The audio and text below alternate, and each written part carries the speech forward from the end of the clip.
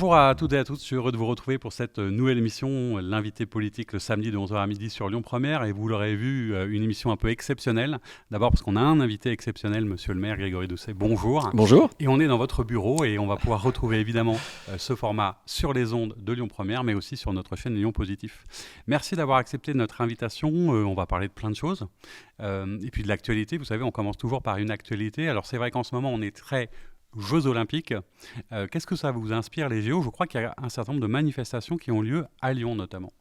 Oui, alors d'abord vous dire que je suis ravi de vous accueillir effectivement dans mon bureau. On peut même dire pour ceux qui nous regardent que vous êtes à ma place. En fait, ça, on a échangé les places et j'en suis ravi. En tout cas, merci aussi de me donner l'occasion justement d'évoquer la question de l'engagement de la ville de Lyon pour le sport et en particulier pour cette période où l'olympisme est à l'honneur. Alors, on s'est engagé déjà depuis le début de cette année 2024, et la grande année effectivement de l'olympisme pour la France, pour Paris en particulier bien sûr, notamment en accueillant, vous savez, plusieurs délégations dans le cadre de la préparation des Jeux, parce que les athlètes ont besoin de faire des repérages, de s'adapter au climat, à l'ambiance, voilà. Donc on a déjà accueilli une délégation taïwanaise d'abord en début d'année. Une délégation arménienne des athlètes, ensuite des gymnastes japonais là plus récemment au mois de juillet, et puis il y a l'équipe de France féminine de basket aussi qui est venue faire un match de préparation. Il y a l'équipe masculine aussi, il y a eu le match France-Serbie. Une terre d'accueil un petit peu Lyon. Ouais, on peut dire qu'une terre de préparation. Il y aura aussi des matchs d'ailleurs, je crois, de l'équipe de France féminine. De foot. Effectivement, on accueille à Lyon, enfin précisément évidemment à Dessines, des matchs de football masculin et féminin. Ça commence d'ailleurs très très prochainement. Alors c'est une belle année effectivement, l'Olympisme, c'est quelque chose d'important. Sans revenir sur peut-être une polémique, mais il y a un moment, il y avait une discussion, je crois, sur notamment le passage de la flamme olympique. Et je crois que je ne sais plus si c'est la métropole ou la ville, mais en tout cas à Lyon, vous aviez décidé que ce n'était pas forcément opportun. Est-ce que vous pourriez nous expliquer pourquoi finalement ça n'avait pas été fait et s'il se passe quand même quelque chose avec la flamme olympique, je crois pour les Paralympiques d'ailleurs. Comme je vous le disais un peu plus tôt, ce qui était important pour Lyon, c'était de s'engager dans la grande année de l'olympisme, et notamment sur la préparation des athlètes. Encore, quand on nous a sollicité, bien évidemment, on a ouvert tous nos équipements pour pouvoir accueillir autant de délégations possibles. J'en ai cité quelques-unes tout à l'heure. Et puis sur la question de l'événementiel, j'ai souhaité, moi, avec le président de la métropole, on va dire, prioriser ce qui correspondait le plus à nos politiques sportives. Et c'est vrai, on a aussi voté cette année un grand plan handicap. On a souhaité, dans nos politiques sportives à la ville de Lyon, mettre l'accent sur l'égalité femmes-hommes, sur la transition écologique dans le sport, mais aussi, et c'est un sujet très important pour moi, sur l'inclusion, et notamment des personnes handicapées dans le sport. Donc accueillir la flamme paralympique, ce que l'on va faire le 26 août prochain. On va aussi installer sur la place Bellecour un village paralympique. C'était pour moi une ambition. C'était dire, la participation de la ville de Lyon dans cette grande année olympique, elle est plus utile priorisée à cet endroit, quoi. Vous avez fait des priorités un peu. Absolument. Et vous savez, on a choisi, et comme on dit, choisir c'est renoncer à un moment. Donc on s'est dit, nous on veut mettre l'accent sur le paralympisme parce que c'est un grand sujet. C'est un sujet qui a longtemps été peu traité, vous le savez, et je ne vous jette pas la pierre, mais c'est vrai que les médias se sont moins intéressés aux Paralympiques par le passé qu'aujourd'hui. Il faut aller encore plus loin. En tout cas, à Lyon, on a décidé de mettre la priorité sur les Jeux Paralympiques cette année. On va rester un peu dans les Jeux, parce qu'il y a une actualité aussi sur les Jeux Olympiques, c'est ceux potentiellement de 2030. Alors j'aimerais comprendre du coup si c'est une belle idée peut-être potentiellement d'accueillir les Jeux d'hiver en 2030. Et puis je crois qu'il y avait une question un peu de sécurisation de tout ça. Est-ce que vous en savez un peu plus sur est-ce que ça se fera, est-ce que c'est une bonne chose ou pas d'ailleurs d'accueillir les Jeux ici en 2030 ? Vous savez, sur les Jeux Olympiques d'hiver, puisque c'est ce dont il est question, le vrai sujet, c'est quoi ? C'est est-ce qu'on va, après 2030, être en capacité encore de pouvoir organiser des Jeux Olympiques avec le climat qui se réchauffe ? Est-ce qu'on est capable, collectivement à l'échelle de la planète, de faire en sorte que ça soit le cas ? Déjà, ça, c'est un premier sujet. Et donc, en 2030, il sera absolument nécessaire de démontrer qu'on est capable de continuer à organiser des grands événements comme celui-là en respectant totalement les limites planétaires, en faisant en sorte que les Jeux de 2030 soient les plus vertueux, les plus responsables possibles. Moi, je tends la main très très clairement aux deux régions qui ont candidaté, donc notre région Aura et puis la région PACA ensemble, vous le savez, pour que Lyon prenne sa part. On va dire, une certaine expérience déjà dans l'organisation de grands événements responsables. Mais vous voulez que ça corresponde à quelque chose d'intelligent. On reparlera d'ailleurs tout à l'heure de l'horizon 2030, mais c'est bien. Mais moi j'adore les grands événements sportifs. Vous savez, on a accueilli l'année dernière la Coupe du Monde de rugby. Vous m'interrogiez un petit peu plus tôt sur la participation de Lyon aux Jeux Olympiques et Paralympiques. Il va y avoir les Eurogames l'été prochain. On va parler de ça. Vous revenez je crois, d'Autriche. Où justement, absolument. Parce que ça, c'est aussi quelque chose qui est très à la fois inclusif, très sportif. Est-ce que vous pouvez nous parler de en gros, les jeux un peu de la communauté LGBT. On adore accueillir des grands événements sportifs à Lyon. Et ce qu'on veut pour ces grands événements sportifs, c'est qu'ils soient les plus responsables possibles dans tous les domaines, les plus inclusifs possibles dans tous les domaines.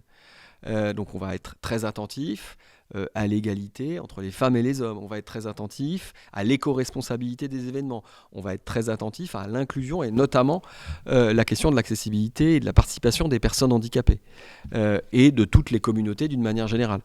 C'est ça un peu l'objet des Eurogames l'année prochaine. Vous le disiez à l'instant, oui. J'ai été à Vienne, j'en reviens à la là. fois pour ça, et puis pour un autre sujet, parce que je crois que c'est aussi une actualité qui est assez intéressante et dont on parle peu. Je crois que vous étiez aussi en Autriche pour visiter un port, le port de Linz, parce qu'il y a des vrais enjeux, et je sais que vous êtes attentif à cette espèce de retour vers les fleuves. Il y a le festival, il y a des navettes, etc. En quoi le port Édouard Herriot est aujourd'hui un enjeu pour la ville de Lyon, par exemple ?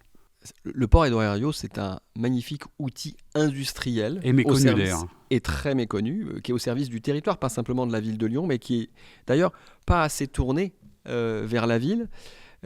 Sur le port Édouard Herriot, on y trouve des activités de stockage d'hydrocarbures, on y trouve des activités de recyclage de matériaux de chantier, on y trouve aussi l'incinérateur de nos déchets. Donc il y a plusieurs activités.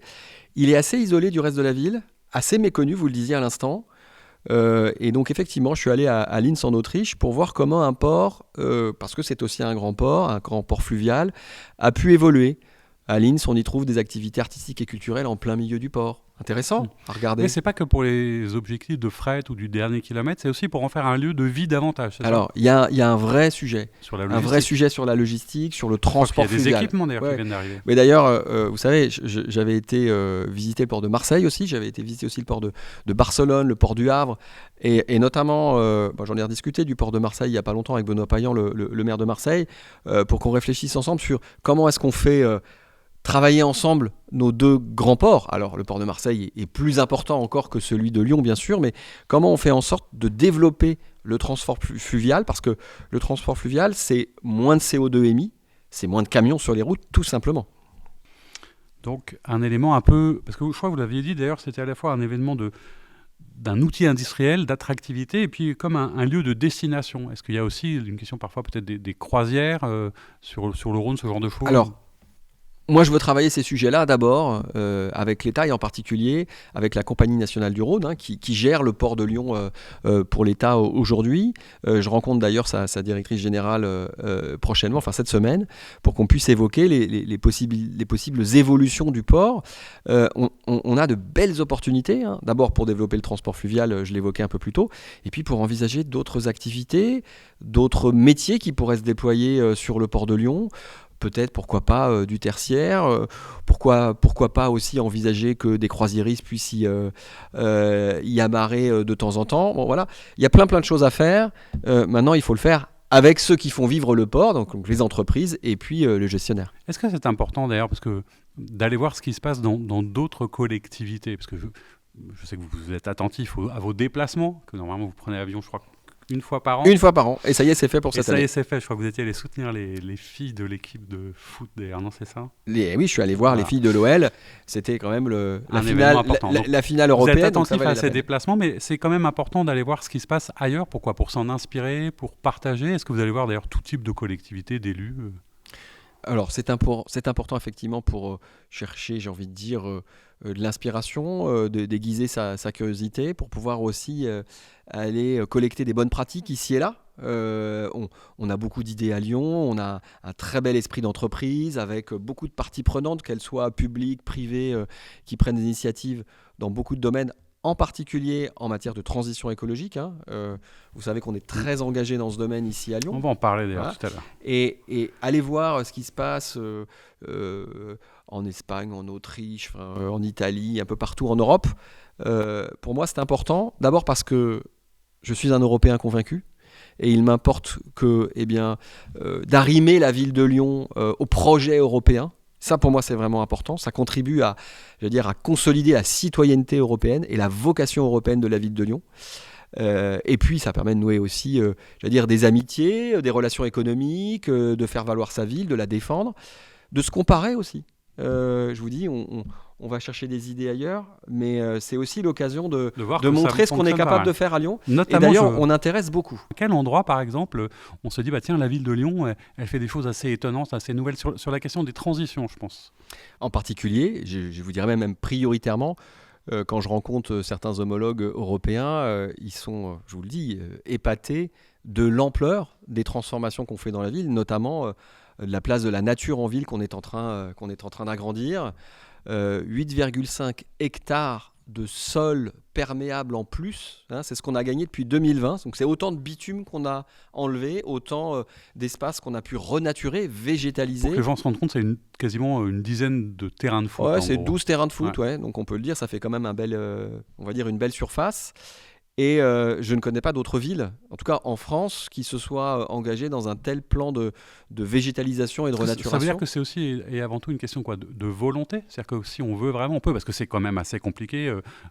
On a vu, il y a un certain nombre de travaux. Ce sont des choix politiques, c'est sûr. Ce sont des choix politiques, ce sont des orientations qu'on donne à la ville.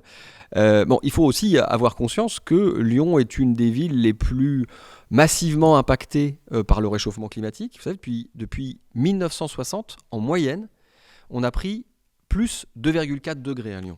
Donc c'est une moyenne, ça veut dire que les épisodes de très forte chaleur ont aussi augmenté à la fois en nombre, en intensité. Donc il faut en tenir compte. Et on a besoin d'adapter la ville parce que cette augmentation des températures va se poursuivre. Et à l'horizon 2050, je crois que ce sera d'ailleurs une des villes considérées comme les plus chaudes de France. Donc il faut agir maintenant. Absolument. Qu'est-ce que vous dites d'ailleurs la ville. Parce que d'ailleurs, ça c'est aussi un sujet... La canicule, le changement climatique, tout ça, c'est très présent. Il y a encore des gens qui doutent ou qui ont l'impression que ce n'est pas de la responsabilité de l'homme. Est-ce que vous êtes parfois confronté à ces gens qui vous disent « mais non, c'est les saisons, ça va changer » ou vous avez l'impression que ça a quand même bougé? Et qu'est-ce que vous leur répondez à ces gens qui sont encore comme ça? Ce qu'on appelle des climato-sceptiques ou des climato-négationnistes même, il en existe encore. Certains ont intérêt à, on va dire, à ce que rien ne change. Voilà.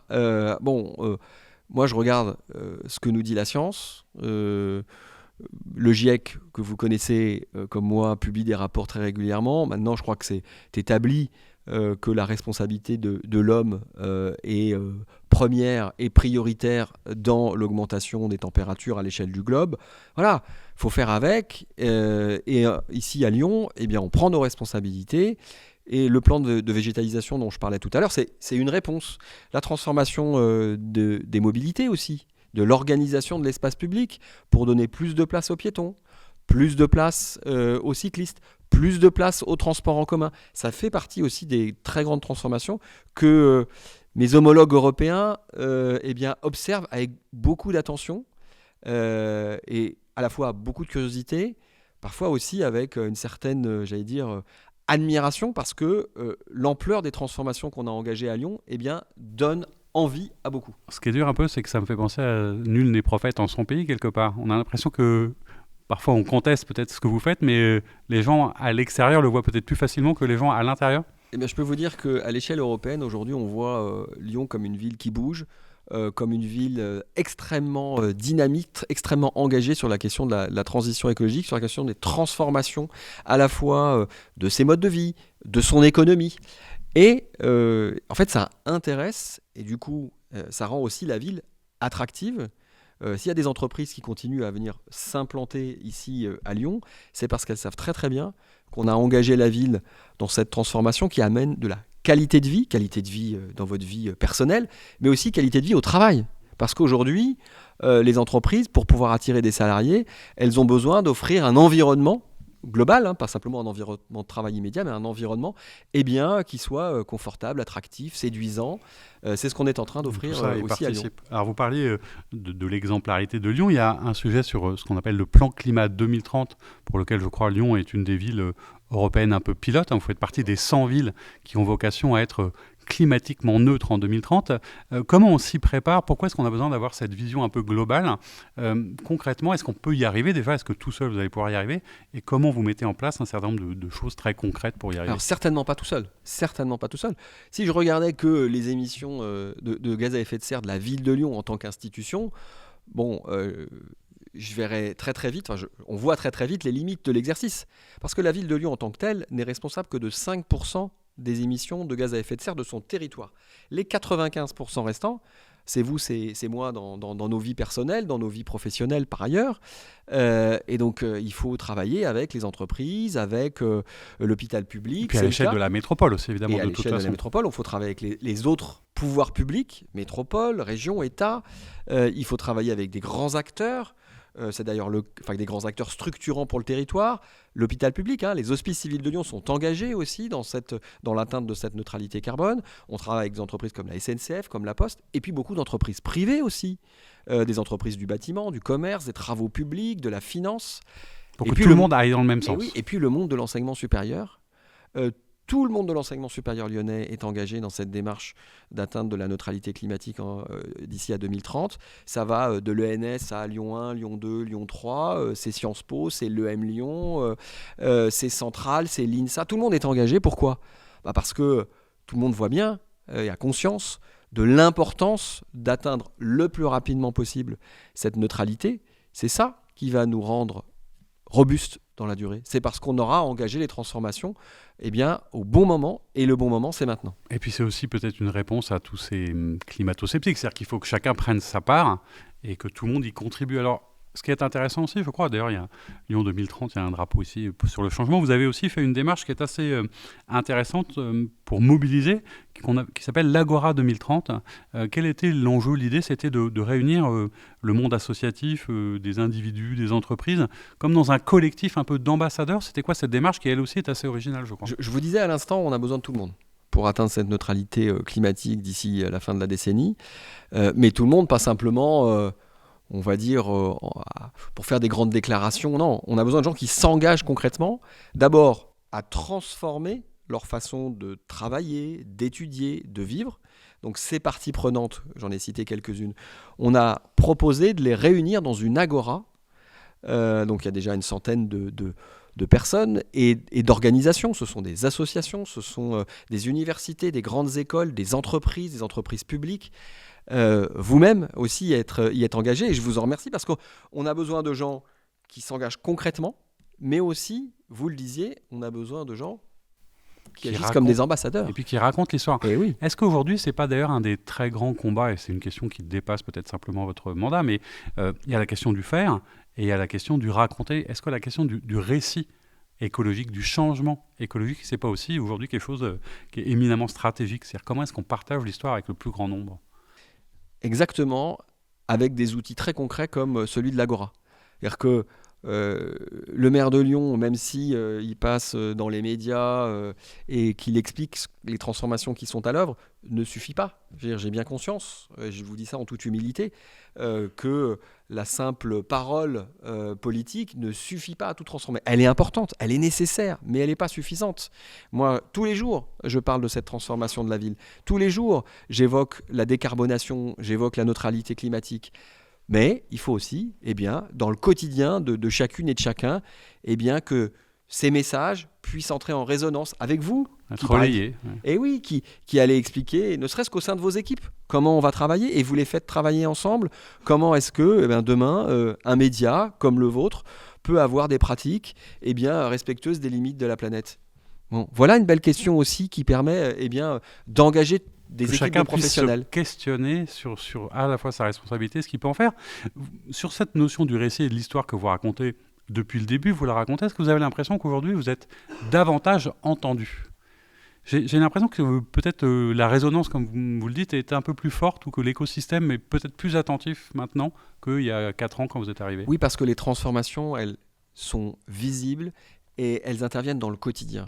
Vous savez, quand par exemple, on a décidé de transformer la restauration scolaire dans les écoles lyonnaises et qu'on est passé à une part significativement plus importante de bio, mais aussi de local.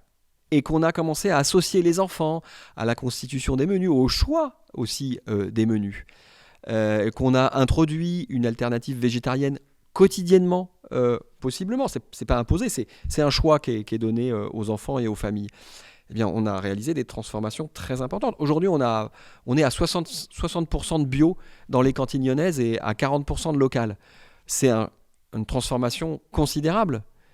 On a même été plus loin, je vais vous dire, dans les crèches. Dans les crèches municipales, aujourd'hui, eh bien, les plus petits mangent 100% bio.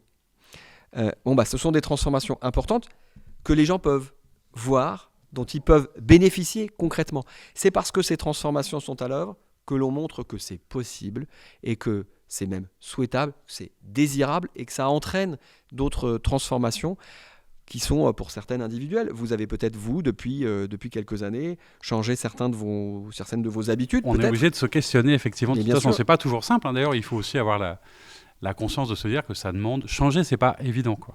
Et ça nécessite des questions... de répondre à des questions personnelles. Comment je mange, comment je me déplace, comment je m'habille, comment je travaille. Tout ça... c'est à la fois des questions personnelles, mais c'est aussi des sujets qui ne peuvent être traités que dans le cadre de grandes politiques publiques. Si la ville et la métropole ne s'allient pas pour réaliser, par exemple, des investissements considérables dans les transports en commun, c'est le cas, 2,5 milliards d'investissements dans les transports, dans le métro, dans les trams, dans les bus. Comment voulez-vous que les gens... changent leurs habitudes de transport? Ça ne sera pas possible. Mais heureusement, on les fait, ces investissements. C'est 2 nouvelles lignes de tram T9, T10 qui sont en train d'être construites aujourd'hui. C'est le prolongement de la T6, c'est le rallongement des rames sur T1 et T2. Et je pourrais aussi vous parler des investissements qui sont réalisés dans l'automatisation et le rallongement des lignes de métro. Donc on va gagner d'ici à 2035 130% de capacité de transport de personnes en plus à Lyon. C'est considérable. 130%, ça veut dire qu'on fait plus que doubler la capacité de transport. Ça, c'est la réalité de ce qui se passe, effectivement, avec des chiffres et de manière assez factuelle. On est dans la vie publique et politique, et vous le savez bien, c'est pas toujours forcément évident. Je repense à l'exemple de ce qui se passait dans les cantines. Ça a créé d'énormes polémiques. On vous a accusé de vouloir supprimer la viande, de mal nourrir les enfants, etc. Comment est-ce qu'on gère ces apparentes contradictions alors qu'on sait qu'on fait a priori quelque chose qui est utile et nécessaire? Il faut faire plus de pédagogie. Comment on tient le cap face à des choses qui sont parfois un peu excessives ou qui peuvent vous sembler injustes? On fait d'abord pour les gens, avec les gens en priorité. Vous savez, ce que je vous expliquais tout à l'heure sur les cantines est un très bon exemple. En fait, d'abord, on n'impose pas. Si les familles et les enfants veulent continuer à manger de la viande et du poisson, il n'y a pas de souci. Ils choisissent le menu petit bouchon et il y en aura toujours dans leur assiette.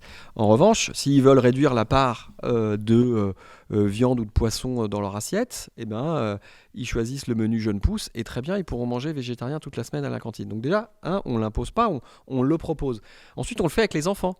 Vous savez, régulièrement, on réunit plusieurs classes de différentes écoles de la ville de Lyon et puis on leur fait tester les futurs menus. Je peux vous dire une chose, c'est que, des futurs plats, s'il n'y a pas 70% de niveau de satisfaction sur un plat, il n'est pas retenu. Voilà.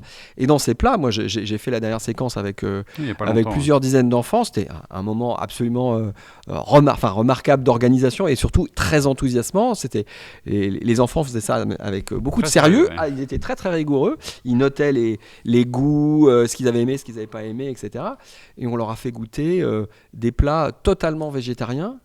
Et il y a des enfants qui mangeaient par exemple des haricots rouges pour la première fois de leur vie et très bien, ils découvraient ça, donc en plus c'est un éveil culinaire que l'on fait par la même occasion parce que c'est pas simplement en pensant à la planète qu'on le fait, c'est aussi en pensant bien évidemment à l'habitude, aux nouvelles habitudes de consommation de nourriture. Ça c'est très important. Vous accordez d'ailleurs, et c'est un de vos mantras, beaucoup de place aux enfants et notamment dans cette période d'été, parce qu'on parlait canicule, on parlait climat et je sais que vous êtes exprimé il n'y a pas longtemps, mais c'est aussi peut-être le moment de parler de ce qui va se passer pour les vacances, parce que vous êtes aussi attentif à ceux qui ne partent pas en vacances avec cette opération qu'on appelle Tout le monde dehors. Est-ce que vous voulez nous en dire quelques mots? Tout le monde dehors, c'est l'un de nos grands festivals.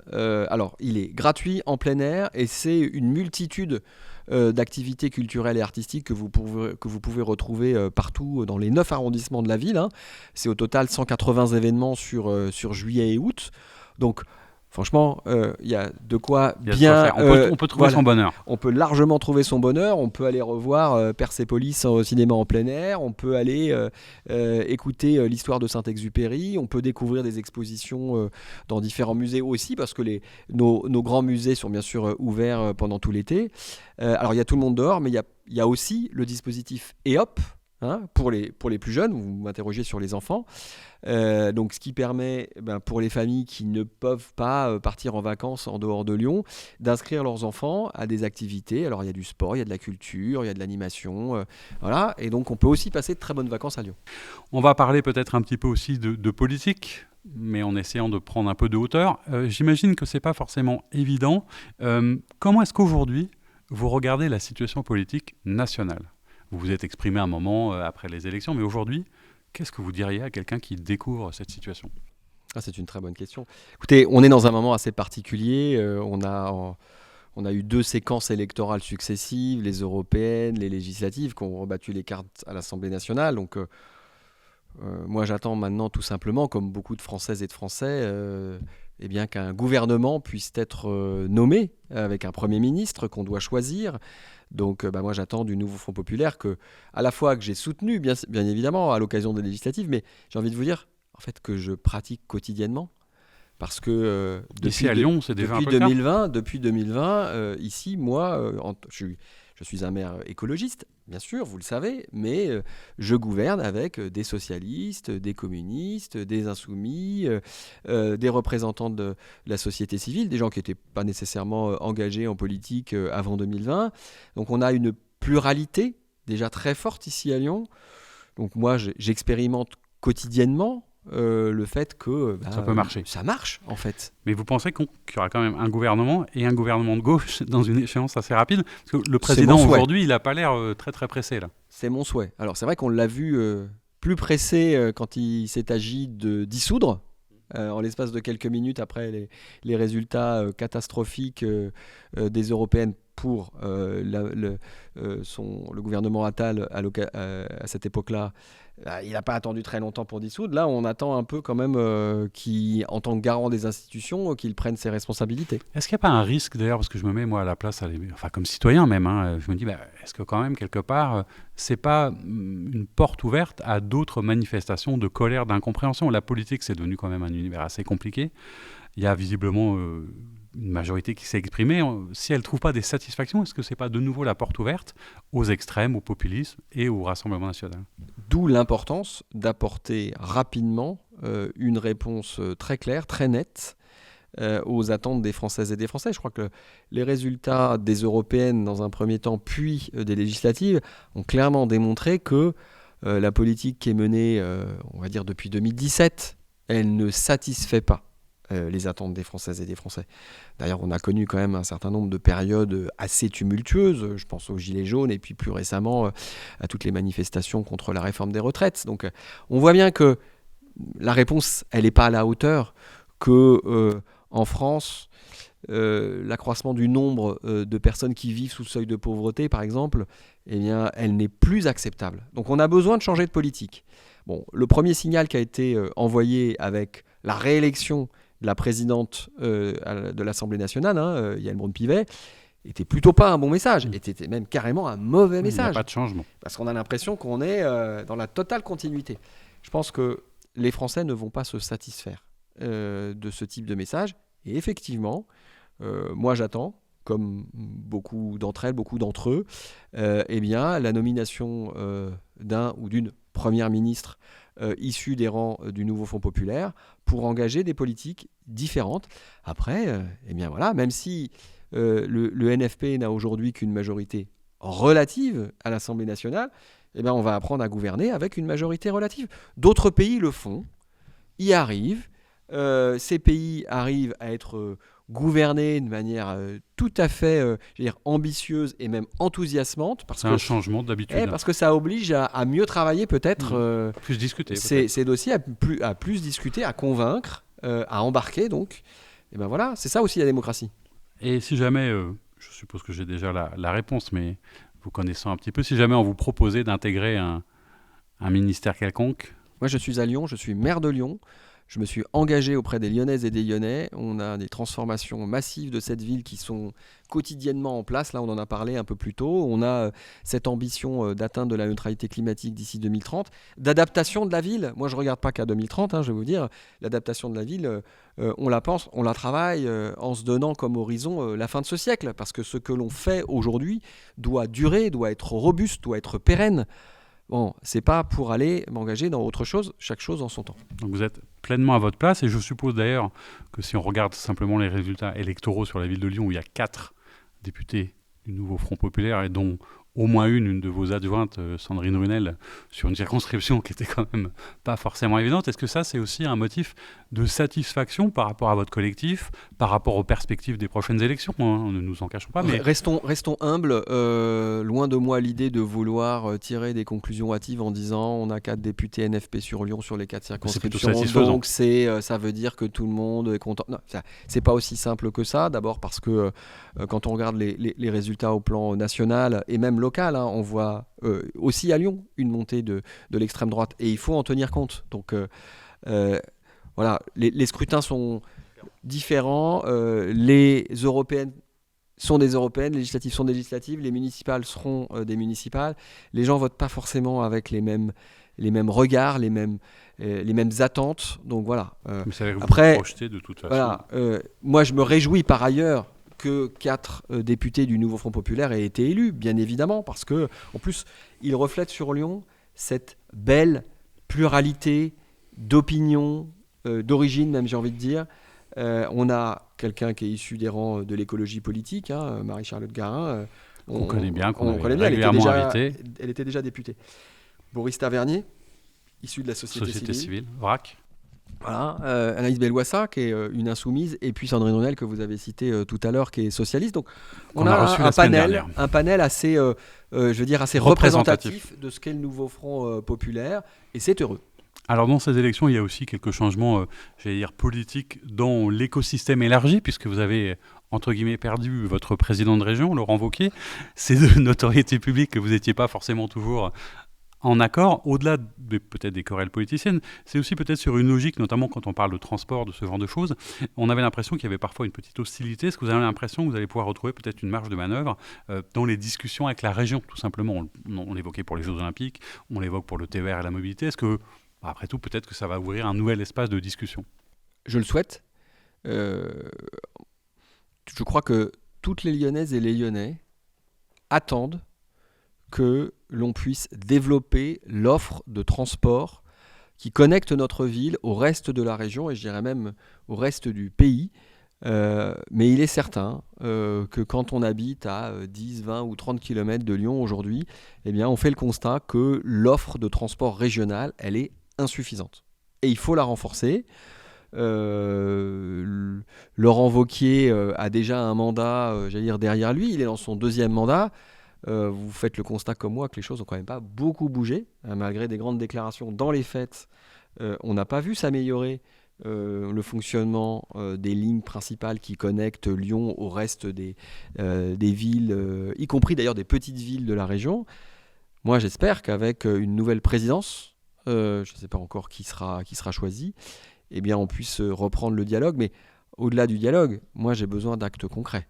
Très concrètement, là, je vous dis, j'ai des grosses attentes comme chaque Lyonnaise et chaque Lyonnais en matière de développement d'une offre de transport. Vous n'êtes pas surpris de toute façon par la place qu'il prend aujourd'hui à l'Assemblée? Il est dans son destin présidentiel, il construit son histoire avec son pacte législatif. C'est pas votre sujet, tout ça. Voilà. Très franchement, ça ne m'intéresse pas de commenter les ambitions individuelles des uns et des autres. Voilà, si vous voulez interroger Laurent Wauquiez sur ce sujet... On le fera avec plaisir, non, mais c'était juste pour l'anecdote par rapport et puis je trouve que d'alimenter, vous savez, moi j'aime pas être là-dedans parce que je trouve que les petites phrases ici et là lâchées, ça alimente un climat que je trouve pas forcément bon pour la démocratie. Que je trouve assez délétère. Enfin, moi j'ai été élu pour m'occuper de Lyon, donc j'y suis engagé à 100%. à quoi ça sert d'aller balancer des petites phrases ici et là? Si on reparle sur la dimension un peu politique de ce qu'est l'écologie aujourd'hui, vous évoquiez le fait que, notamment à l'étranger, Lyon est une ville un peu pilote, inspirante, etc. C'est un peu un laboratoire de l'écologie, comme d'ailleurs, je suppose, d'autres collègues maires que vous croisez régulièrement, que ce soit à Poitiers, à Bordeaux, à Strasbourg, etc. Est-ce que, pour vous, l'écologie politique, elle a un avenir? Parce que si on regarde les résultats, on peut s'interroger sur le fait que y a une prise de conscience écologique, qu'il y a plein de choses qui sont écologiquement faites intelligentes, et puis que globalement, que ce soit au niveau national, etc., l'écologie politique peut-être a du mal à cranter. Est-ce que ça, vous le vivez, vous le ressentez, ou c'est pas non plus un sujet parce que vous êtes ancré sur votre territoire? Alors, Frédéric, si vous me le permettez, d'abord, je reviendrai sur un mot que vous avez utilisé. Vous avez parlé de laboratoire. Moi, je l'aime pas cette expression parce que ça donne l'impression aux gens qui sont en train d'être, on va dire, victimes d'une expérimentation. Une expérimentation alors qu'en fait, en mode éprouvette, quoi. Exactement. Vous m'interrogiez tout à l'heure sur les grandes ambitions qu'on peut porter pour la ville de Lyon, et je vous disais, on est engagé dans des transformations qui se veulent durables, pérennes, parce qu'on est en train d'adapter la ville aux nouvelles conditions climatiques. Et donc, on n'est pas en train de tester quelque chose qu'on changerait demain. C'est plus sérieux que ça. Eh oui, c'est beaucoup plus engageant que ça. Quand on décide, je vous le disais tout à l'heure, de massivement végétaliser la ville, de transformer les mobilités, de transformer l'alimentation dans les cantines, et puis je pourrais multiplier les exemples, on ne le fait pas comme ça, juste pour 1 ou 2 ans pour tester quelque chose. J'entends que le mot est pas... On est dans des transformations qui sont durables. Quand on va faire le réaménagement massif de la rive droite du Rhône, ça va commencer prochainement, et qu'on va créer 3 hectares de parcs quasiment en cœur de ville, c'est pas pour les enlever quelques mois ou quelques années après. Donc ce sont des transformations véritablement durables. Que l'écologie politique à l'échelon national notamment ne progresse pas davantage, oui bien sûr, j'en suis le premier à être meurtri, d'autant plus que je vois qu'à l'échelle européenne, quand je discute avec des représentants de la Commission européenne, c'est elle qui nous soutient dans le cadre de ce projet Lyon 2030 dont on a déjà parlé tout à l'heure. C'est parce que Lyon est lauréate d'un programme de la Commission européenne qui s'appelle 100 villes climatiquement neutres et intelligentes, et bien qu'on a pu s'engager dans ce programme de transformation et d'atteinte de la neutralité climatique pour 2030. Et bien je vois qu'à l'échelle européenne, l'ambition, elle est là. Les crédits, ils sont là. Maintenant, c'est vrai qu'à l'échelle nationale, l'État français, le gouvernement français, les gouvernements successifs n'ont pas été au rendez-vous. Quand on a des ministres ou des premiers ministres qui rechignent ou rognent sur certaines ambitions environnementales en disant ici ça va trop vite ou ça va trop loin, alors que quelques mois ou quelques années auparavant, ils avaient pris des engagements à l'égard des Françaises et des Français pour aller si loin et si vite. Quand ils reviennent dessus, électoralement, finalement, ils nous mettent en danger. Ils nous mettent en danger parce que le réchauffement du climat, lui, n'attend pas. Vous savez, je pense qu'on devrait davantage s'inspirer des chefs d'entreprise qui, quand ils ont devant eux un risque qui pourrait advenir, eh bien, anticipent, prennent les bonnes décisions pour que ce risque n'advienne pas. C'est ce que nos gouvernements précédents n'ont pas fait. C'est ce qu'ils auraient été bien, on va dire, inspirés de faire, c'est-à-dire de mesurer ce risque. Et pourtant, je pense que les rapports du GIEC sont assez explicites. Je veux dire, on ne peut pas dire que le gouvernement ne se soit pas entouré de suffisamment de scientifiques et prendre les décisions. Parce que les Françaises et les Français ont besoin d'être rassurés, ont besoin qu'on leur montre qu'on les prend pas à la légère, qu'on les considère, et parfois les considérer, c'est les engager dans des transformations audacieuses, ambitieuses, d'ampleur. Oui, mais moi je préfère donner de l'ambition, montrer que on est prêt à transformer, plutôt que de laisser penser à des gens que tout va très bien, Madame la Marquise, tout continuera comme avant, alors qu'on sait que ça ne va pas arriver. Alors, on est à la fin de cette émission déjà parce que ça passe toujours très vite. On est dans la dernière émission de l'année, on est sur les vacances. Je suppose que vous allez pouvoir prendre quelques jours quand même de congé. Est-ce qu'on arrive c'est souvent ma question à ce moment-là, est-ce qu'on arrive un peu à décrocher quand on est maire comme ça de Lyon et qu'on a une telle responsabilité pour prendre un peu de temps pour soi, pour s'inspirer, se reposer, être en famille? Je sais qu'il y avait une polémique au moment de la naissance de votre dernier enfant quand vous avez pris un congé de parentalité, mais est-ce que vous êtes toujours attaché à ces congés Mais je suis très attaché à ma important. famille, Comment on sent... mes enfants, et je fais en sorte de prendre du temps aussi avec eux parce que je veux aussi quand même les voir grandir, et je considère que même si j'ai un mandat de maire, je suis aussi un père et qui a envie de s'attacher à l'éducation de ses enfants. Donc voilà, oui, je vais passer un peu de temps, bon, rassurez-vous. Après, est-ce qu'on décroche ? Non, on décroche pas complètement parce qu'on reste attentif, on répond aux urgences quand elles arrivent, voilà. Mais ça m'empêche pas de faire la part des choses. Oui, de prendre quelques vacances avec ça. En famille. Et avec peut-être un livre de chevet, parce que c'est une question traditionnelle avant qu'on se quitte. Est-ce que vous avez un livre que vous allez emporter en vacances ? Oui, je viens juste de commencer un livre qui s'intitule Le Ministère du Futur de Kim Stanley Robinson, qui est un livre de science-fiction, un roman de science-fiction. Mais comme son nom l'indique, qui n'est pas complètement loin des sujets qui me préoccupent au quotidien. Mais voilà, je viens juste de le commencer, donc je ne peux pas vous en dire davantage, mais pour l'instant, il est déjà passionnant. On vous réinvitera pour en parler, et puis on se quitte. C'est aussi la tradition avec un morceau de musique. Vous avez quoi dans votre playlist en ce moment ?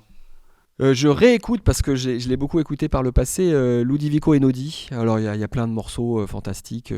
Voilà. C'est le genre de musique qui me permet de déconnecter, de m'apaiser, de me concentrer, voilà. Bon, on se quitte en musique. Un très grand merci pour votre accueil, monsieur le maire, c'était un plaisir. Merci. Ça fait quelques années qu'on avait envie de vous avoir, c'est fait. Je vous souhaite de bonnes vacances en tout cas. Merci. Et puis, quant à vous, je vous dis à très bientôt pour une nouvelle émission. Au revoir. Au revoir.